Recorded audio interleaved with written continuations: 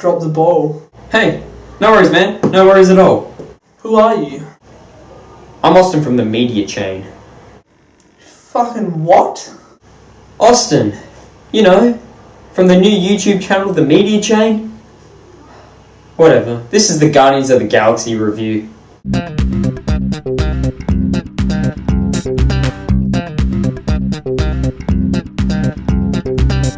Guardians of the Galaxy.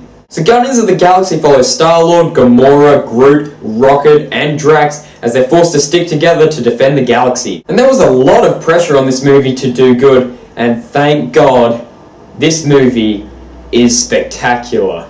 So we have Chris Pratt playing Star-Lord in this movie, and I really like Star-Lord's character. You know, he's the leader of the Guardians of the Galaxy, but that does not make him a white knight. You know, he makes mistakes. I really like that human element to him. You know, it kind of just makes him feel more of a human and less of just a generic leader. So we have Zoe Saldana in this movie playing Gamora, and I really like her character. You know, she's a trained assassin. She does some pretty cool moves, she knows some good fighting techniques, and she looks very hot doing it. Then you have Drax played by WWE Batista, and he's just a fucking rage monster. You know, you see him, he's fucking beating shit up, he's so aggressive, but that also comes with the stereotype of being incredibly stupid, but hey, he looked really cool doing it, and he gave a few laughs. And lastly, we have Rocket Raccoon and Groot played by Bradley Cooper and Vin Diesel, and these guys, they're the best thing in the whole movie. Their chemistry, their lines, the way they look, it just ups the bar of how good this movie is. It just makes the movie so much more enjoyable. And I really like Rocket Raccoon played by Bradley Cooper. You know, his voice is just so perfect for him.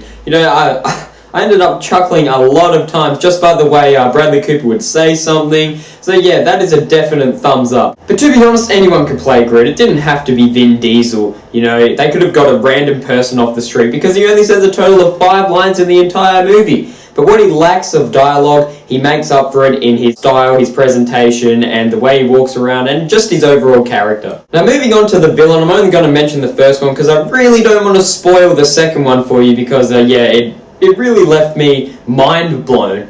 But let's talk about Ronan the Accuser. Now Ronan the Accuser brought down Guardians of the Galaxy from being a perfect superhero movie.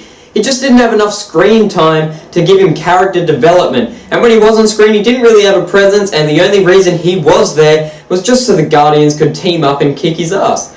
Though his tools were cool, it wasn't enough to make him a great villain. Now the visual effects in this movie were absolutely phenomenal. You're seeing beams of blue and purple flying across the screen, and it is just an absolute joy to watch. Now the planets that they travel to in this movie, they're so different, they're so unique, just like each member of the Guardians. You know, that's what I really like about this movie. Some are populated with people, others are really deserted, they both have different colours, different looks to them. Guys, this movie is a visual treat. Now the action in this movie, they could pretty much do whatever the fuck they wanted.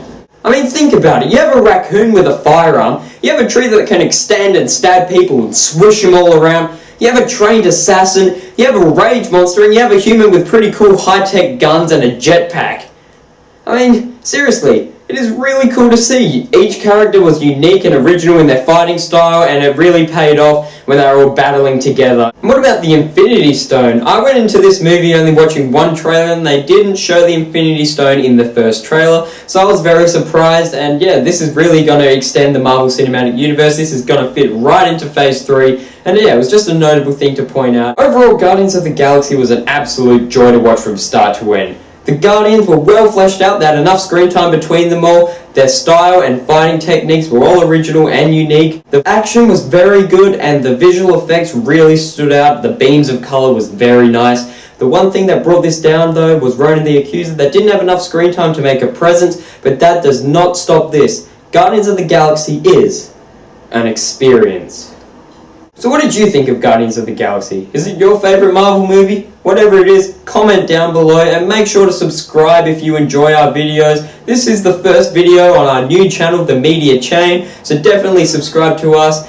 We have a lot to offer to you guys. But anyway, in the meantime, I'm Austin from The Media Chain. Be awesome, stay awesome. See you guys.